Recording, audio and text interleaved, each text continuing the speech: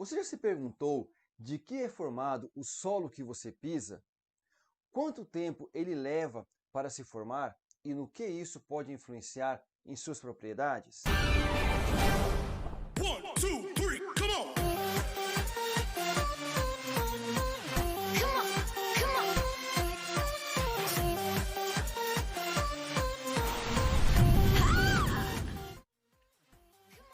Olá, queridos alunos, tudo bem com vocês? Eu sou o professor Rafael e já queria deixar um forte abraço para a galera do 6º ano do Colégio Certos.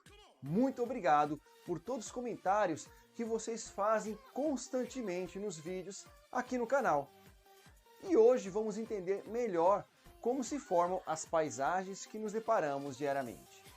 Escalar morros até chegar ao seu ponto mais alto, navegar por rios calmos ou agitados, mergulhar em mares e oceanos e encontrar surpresas, desfrutar de uma praia com águas límpidas, apreciar a vista de uma cadeia de montanhas pela janela.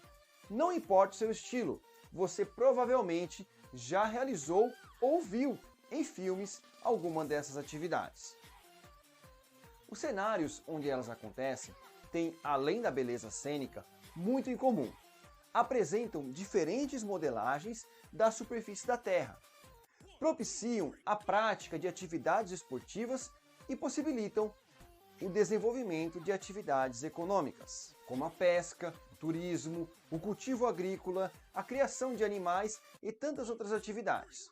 Hoje você vai ver como essas formas vão sendo moldadas ao longo do tempo, pelos agentes internos e externos.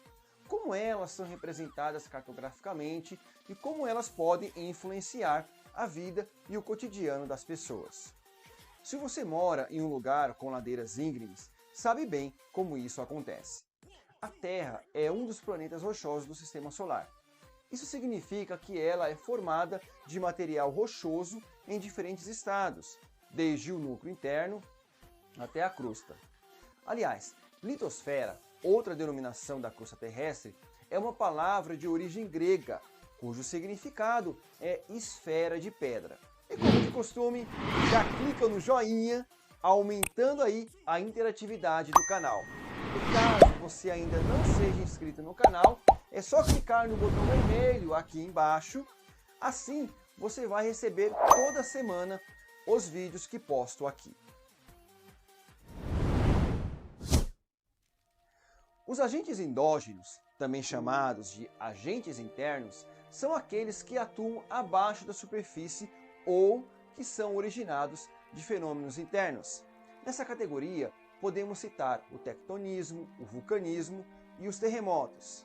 De certa forma, todos esses fenômenos naturais são articulados entre si e compõem, no geral, uma mesma cadeia de acontecimentos. O tectonismo refere-se a todos os processos associados ao movimento das placas tectônicas. Tal fator é responsável pelas diferentes formas de relevo. Por exemplo, as cadeias montanhosas, que surgem do choque entre duas placas distintas, e que a mais pesada acaba afundando no magma e a mais leve permanece em ascensão com o enrugamento de sua superfície e formação de relevos acidentados. Exemplos de relevos formados pelo tectonismo são a Cordilheira dos Andes, aqui na América do Sul, a Cordilheira do Himalaia, lá na Ásia, as Montanhas Rochosas, na América do Norte.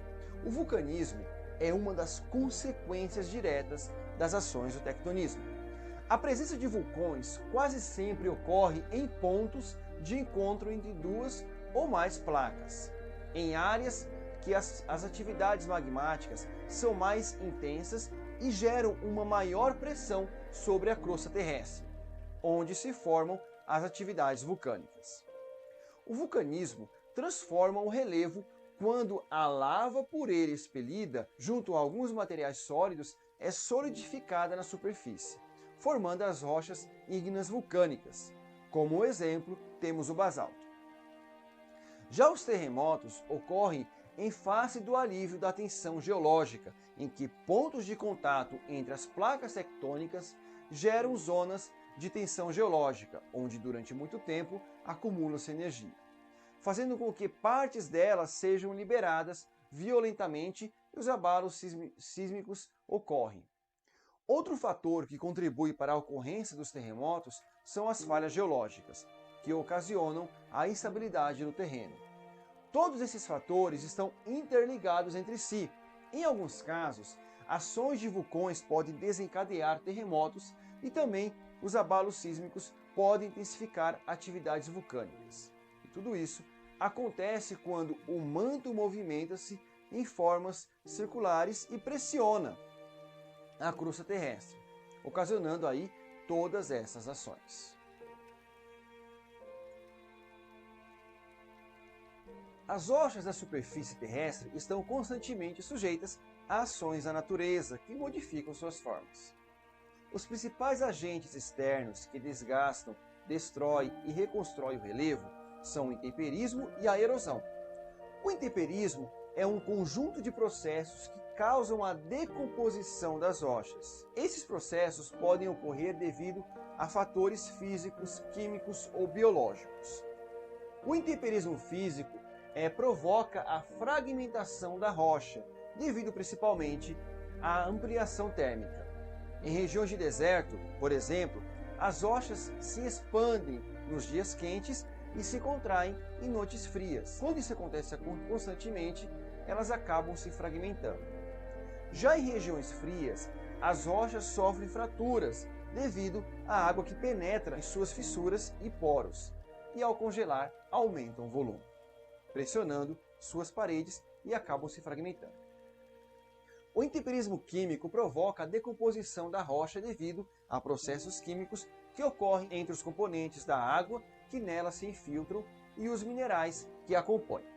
A água da chuva, por exemplo, é rica em oxigênio e se torna ácida quando entra em contato com o gás carbônico do ar. Ao se infiltrar nas rochas, sua acidez ataca os minerais, decompondo-os. O intemperismo biológico provoca a decomposição da rocha devido a processos de reação em minerais que a compõem e fungos, bactérias e plantas que nela se infiltram.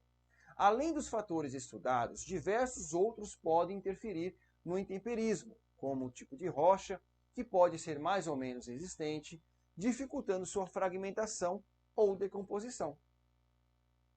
Em terrenos muito inclinados, a água da chuva fica pouco tempo em contato com as rochas, por isso, os ácidos que se formam não conseguem atacá-los. Já nos terrenos planos, a água fica mais tempo em contato com a rocha e não se renova facilmente, perdendo a capacidade de atacar seus minerais. Nos terrenos pouco inclinados, a água consegue se infiltrar e agir com maior intensidade. As raízes de algumas árvores que crescem infiltrando-se em fraturas na rocha fazem pressão e quebram-na em pedaços menores.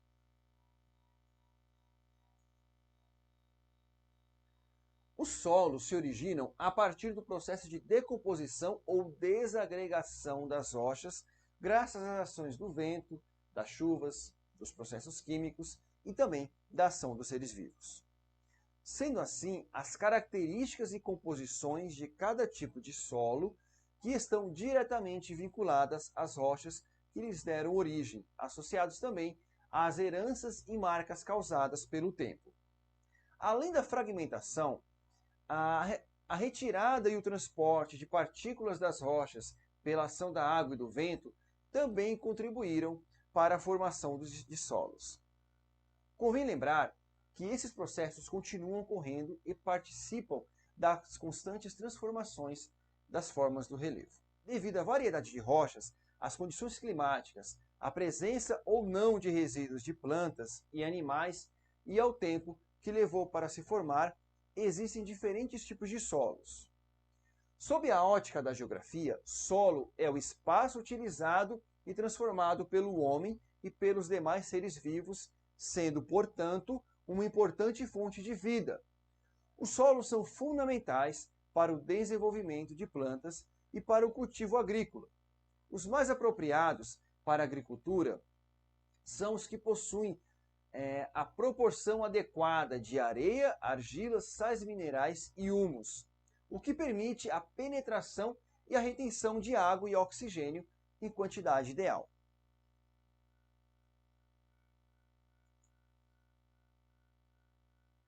A erosão, por sua vez, é um conjunto de processos naturais que promovem a retirada, o transporte e a decomposição de sedimentos. Esse processo vem modificando o relevo lentamente, desde a formação da crosta.